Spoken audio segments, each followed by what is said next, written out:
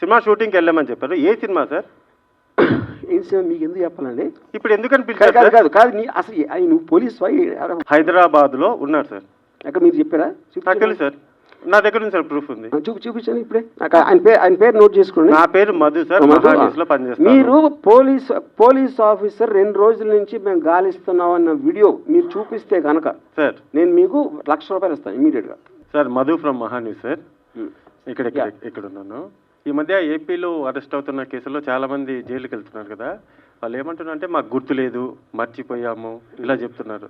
So ఇప్పుడు మీరు ఆ 2 వాడకుండా ఆన్సర్ చెప్తారని చూస్తున్నారు సార్. అరే నేను అదే అన్నానండి. ఫస్ట్ ఆఫ్ ఆల్ ఆ కేసు డీటెయిల్స్ చెప్తేనే కదా. మద్దిపాడు పోలీస్ స్టేషన్ ఒకటి. మద్దిపాడు కాదు, ఇందాక మీరు చెప్పారు కదా ఇలా చెప్తున్నారు. అది ఆ క్వశ్చన్ నాది కాదు సార్, ఇది వేరు. నేను టోటల్గా నేను అనే కేసు వేరు, నా క్వశ్చన్ వేరు. మద్దిపాడు పోలీసులు ఆర్జీవీ డెన్ దగ్గరికి వచ్చిన తర్వాత 2 days మీరు కనిపించలేదు సార్. సినిమా షూటింగ్ 2 days అని ఎలా చెప్తున్నారు?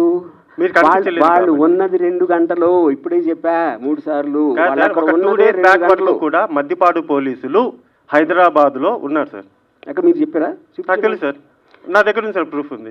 చూపించండి ఇప్పుడే. నాకు ఆయన పేరు నోట్ చేసుకోండి. నా పేరు మధు సార్, మహాన్యూస్లో పనిచేస్తాను. మీరు పోలీస్ ఆఫీసర్ 2 రోజుల నుంచి మేము గాలిస్తున్నాం అన్న వీడియో మీరు చూపిస్తే కనుక సార్ నేను మీకు ₹1,00,000 ఇస్తాను ఇమీడియట్గా.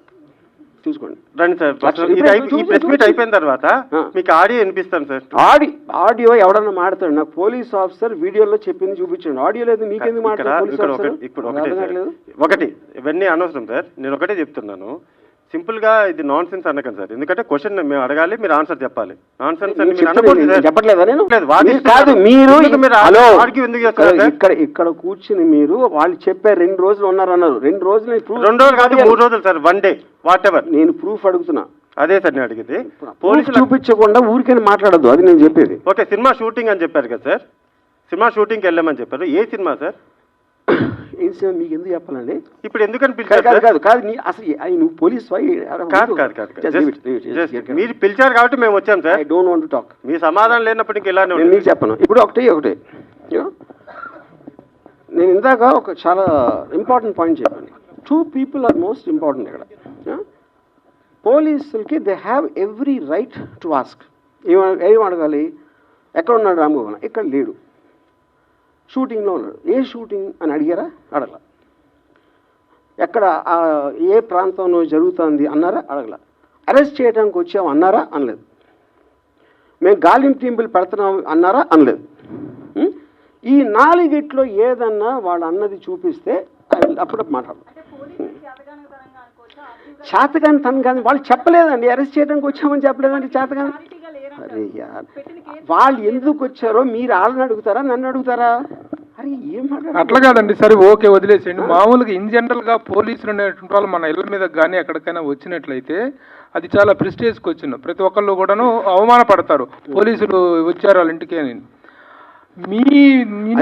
మీ ఆఫీసు ముందు ఒక 4 గంటలు దాదాపు, అవును 2 గంటలో 4 గంటలో మీ ఇంటి ముందుకు వచ్చేసి వాళ్ళ ఆఫీస్ ముందుకు వచ్చేసినప్పుడు మీరు ఎందుకు వచ్చారు, నా పరువు తీసే హక్కు మీకేముంది అనేటువంటిది మీరేమైనా చేశారా? మీరేమైనా దానికి నేను చెప్తున్నా అది కమ్యూనికేషన్ అని జరిగిందని చెప్పాను కదా. ఆల్రెడీ నాకు వాళ్ళు వచ్చి నోటీస్ ఇచ్చారు కదా, మా ఇద్దరి మధ్యన కమ్యూనికేషన్ ఉంది కదా.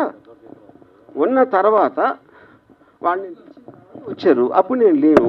తర్వాత వాళ్ళు వెళ్ళిపోయిన తర్వాత ఇంతవరకు వాళ్ళు నాకు కమ్యూనికేట్ చేయలేదు నాతో ఇంతవరకు. ఆర్జీవి గారు, వైసీపీకి సపోర్ట్ చేసిన సినీ పెద్దలు అంటే పోసాని కానీ ఆలీ గారు కానీ ఇక నుంచి మాకు రాజకీయాలతో సంబంధం లేదు, మేము రాజకీయాల నుంచి వైదొలుగుతున్నామని వాళ్ళు ముందే అనౌన్స్ చేశారు. మీరు ఎందుకు చేయలేకపోయారు? నేను ఎందుకు చేయాలి? అదేంటి అసలు మీనింగ్ ఏంటి దానికి? నేను నా ఇష్టం వచ్చింది చేస్తానండి. అది లా పరిధిలో లేనప్పుడు జ్యుడిషియరీ డెసిషన్ తీసుకుంటుంది, అది కరెక్టా కాదని. మధ్యలో ఎవరు చెప్పడానికి నేను చేయాలో చేయకూడదని. సార్ హర్జీ గారు, నేను వెంకట్ ఎన్టీవీ సార్. మీడియాలో పోస్ట్ చేసిన అంటే కార్టూన్స్ వల్ల ఇప్పుడు ఈ వివాదం నడుస్తుంది కదా, మరి దాన్ని ఫుల్ స్టాప్ పెడతారా? మళ్ళీ అదే పవన్ కళ్యాణ్ చంద్రబాబు ఇలా వేస్తారు, మళ్ళీ వేస్తారా? నేను ప్రతిరోజు 5-6 పెడతా, ఇప్పుడు కూడా పెడతానే ఉన్నా. ఇప్పుడు చెప్పాను కదా, డొనాల్డ్ ట్రంప్ చెప్పాను కదా ఇందాక. అంటే గతం నేను పొలిటికల్ నుంచి తప్పుకున్నాను అని 6 నెలల క్రితం వ్యూహం రిలీజ్కు ముందు చెప్పాను. ఆ రోజు నుంచి ఇంతవరకు నేను ఒక్క ట్వీట్ కూడా పెట్టలేదు. ఓకే.